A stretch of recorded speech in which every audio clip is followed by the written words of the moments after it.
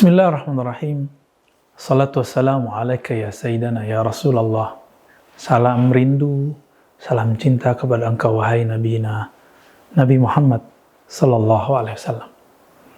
Sahabat yang melekat Allah, setiap perindu Rasulullah, setiap pencinta Rasulullah pasti menyukai cerita dan kisah tentang Nabi sallallahu alaihi wasallam.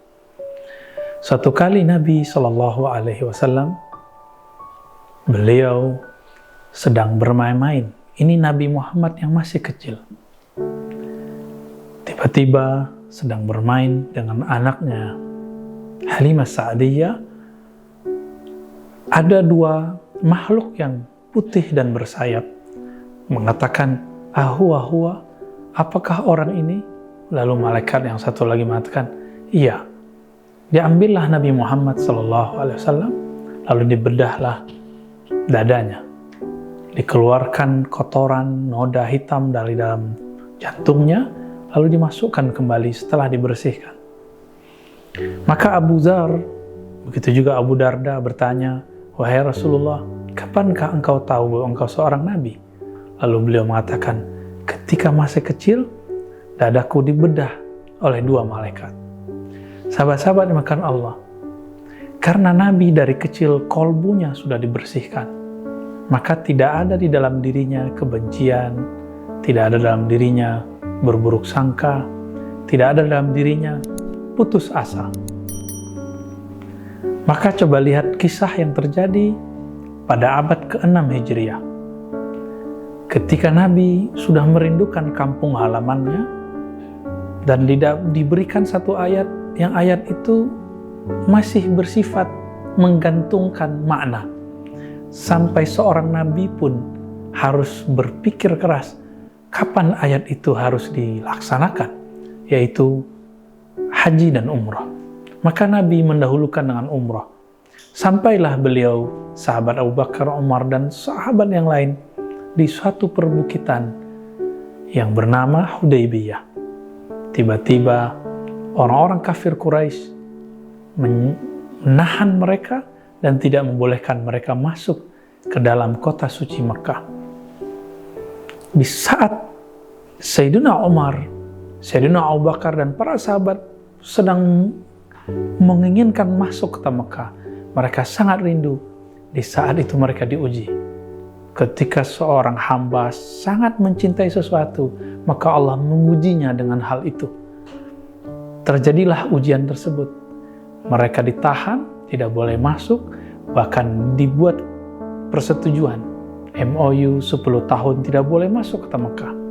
Nabi Muhammad menerima. Bahkan ketika ditulis namanya Muhammad Rasulullah, kata Rasul pun dihilangkan. Nabi Muhammad mengatakan, "Hapuslah wahai Ali." Tapi Sayyidina Ali kemudian tidak mau menghapusnya karena beliau sangat hormat dengan nama Allah.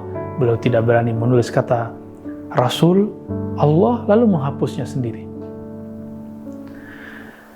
Tiba-tiba Sayyidina Umar bertanya, "Ar-Rasulun anta?" Wahai Muhammad, benarkah engkau seorang Rasul? Ahaqqun dinuna, apakah agama kita ini benar? Karena dalam konsep Sayyidina Umar, kita benar mesti menang. Kita benar, agama kita sahih, agama kita hak, mesti mendominasi semua, kita tidak boleh mengalah. Ini konsep Sayyidina Umar.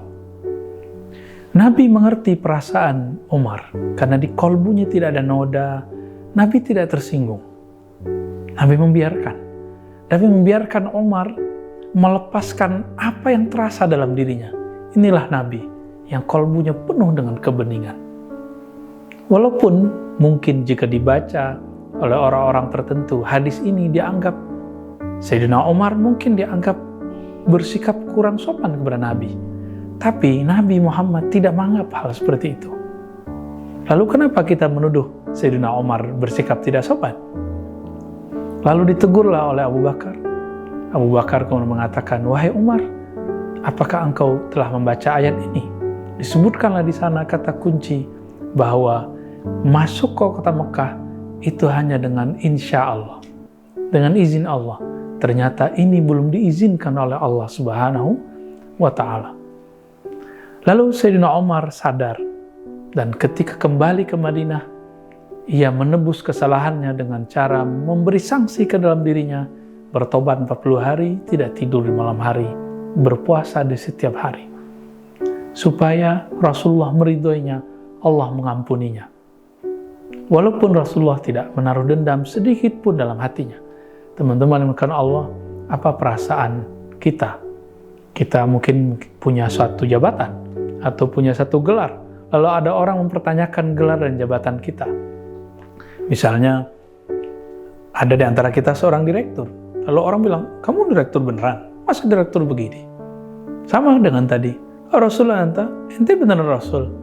Masa Rasul ngalah dari orang kafir?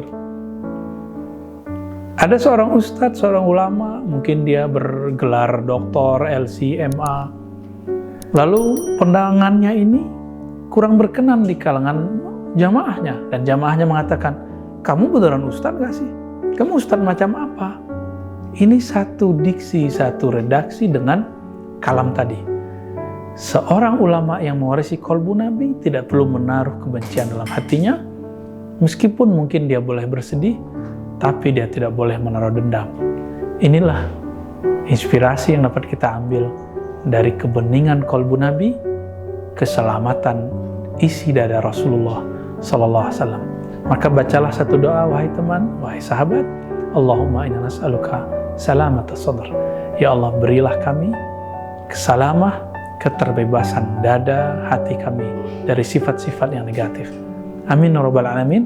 Wa sallallahu ala sayyidil mursalin Sayyidina Muhammad wa ala alihi wa ashabihi ajma'in. Assalamualaikum warahmatullahi wabarakatuh.